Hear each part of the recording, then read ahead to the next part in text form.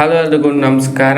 Bharat test ಸರಣಿ ಗೆದ್ದ ಬಳಿಕ WTC ಪಾಯಿಂಟ್ಸ್ ಟೇಬಲ್ನಲ್ಲಿ ಏನೇನು ಬದಲಾವಣೆ ಆಗಿದೆ ಅಂತ ಈ ವಿಡಿಯೋದಲ್ಲಿ ನೋಡೋಣ.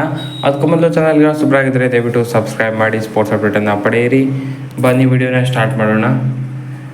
WTC ಪಾಯಿಂಟ್ಸ್ ಟೇಬಲ್ ಅಪ್ಡೇಟೆಡ್ ಹೇಗಾಗಿದೆ ಅಂತ ನೋಡೋದಾದರೆ, ಭಾರತ ಮತ್ತೊಮ್ಮೆ ಮೊದಲನೇ ಸ್ಥಾನದಲ್ಲಿ ಉಳಿತಾರೆ 74.24 PCT ಯೊಂದಿಗೆ.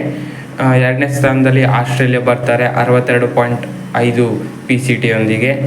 ಮೂರನೇ ಸ್ಥಾನದಲ್ಲಿ ಶ್ರೀಲಂಕಾ ಇದ್ದಾರೆ 55.5 PCT ಯೊಂದಿಗೆ.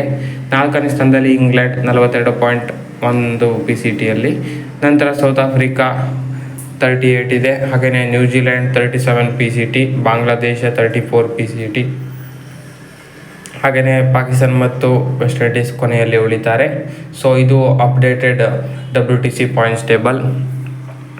ಇನ್ನೂ ಕೂಡ ಎರಡು ಟೀಮು ಯಾವುದು ಹೋಗುತ್ತೆ ಅಂತ ಆ್ಯಕ್ಚುಲಾಗಿ ಡಿಸೈಡ್ ಆಗಿಲ್ಲ. ಸೊ ಆದರೂ ಕೂಡ ಭಾರತಕ್ಕೆ ಹೆವಿ ಚಾನ್ಸ್ ಇದೆ. ಆಲ್ಮೋಸ್ಟ್ ಹೋದ ಲೆಕ್ಕನೆ ಅಂತಲೇ ಹೇಳ್ಬೋದು, ಹೆವಿ ಚಾನ್ಸ್ ಇದೆ. ಯಾಕಂದರೆ 74 PCT ಇದೆ. ಆದರೂ ಕೂಡ ಇನ್ನೂ 8 ಟೆಸ್ಟ್ ಮ್ಯಾಚ್ ಇದೆ. ನ್ಯೂಜಿಲೆಂಡ್ ವಿರುದ್ಧ 3 ಟೆಸ್ಟ್ ಇದ್ದರೆ BGT 5 ಟೆಸ್ಟ್ ಮ್ಯಾಚ್ ಇದೆ. ಇದರಲ್ಲಿ 4ರಿಂದ 5 ಗೆಲ್ಲಬೇಕಾಗತ್ತೆ. ಯಾರ ಮೇಲೂ ಡಿಪೆಂಡ್ ಆಗದೆ ಡೈರೆಕ್ಟಾಗಿ ಈ ಫೈನಲನ್ನು ಪ್ರವೇಶಿಸೋದಕ್ಕೆ. ಇನ್ನು ಶ್ರೀಲಂಕಾಗೆ ಸೌತ್ ಆಫ್ರಿಕಾ ವಿರುದ್ಧ ಅವೇನಲ್ಲಿ ಟೆಸ್ಟ್ ಸರಣಿ ಇದೆ. ಅದು 2 ಮ್ಯಾಚಲ್ಲಿ 2 ಮ್ಯಾಚ್ ಏನಾದರೂ ಅವರು ಗೆದ್ದಲ್ಲಿ ಅವ್ರಿಗೂ ಕೂಡ ಸಖತ್ ಚಾನ್ಸ್ ಇರುತ್ತೆ WTCಯನ್ನು ಫೈನಲ್ಗೆ ತಲುಪೋದಕ್ಕೆ. ಇನ್ನು ಆಸ್ಟ್ರೇಲಿಯಾಗೂ ಕೂಡ BGTಯಲ್ಲಿ ಕರೆಕ್ಟಾಗಿ ಆಡಿ ಗೆದ್ದರೆ, ಸೀರೀಸನ್ನು ವಶಪಡಿಸ್ಕೊಂಡ್ರೆ ಅಥವಾ 3 ಅಥವಾ 4 ಮ್ಯಾಚ್ ಗೆದ್ದರೆ ಅವ್ರಿಗೂ ಕೂಡ ಸಖತ್ ಚಾನ್ಸ್ ಇರುತ್ತೆ. ಹಾಗಾಗಿ 3 ತಂಡಗಳು ರೇಸ್ನಲ್ಲಿ ಹೈ ಆಗಿದೆ ಅವ್ರದ್ದು chance of WTC final. So Bharat ಅಂತೂ ಆಲ್ಮೋಸ್ಟ್ ಹೋದ್ಲೆಕ್ಕನೆ ಅಂತಲೇ ಹೇಳ್ಬೋದು. ಸೊ ಆದರೂ ಕೂಡ ಇನ್ನೂ ಅಫಿಷಿಯಲ್ ಆಗಿ ಹೋಗಬೇಕಾಗಿದೆ.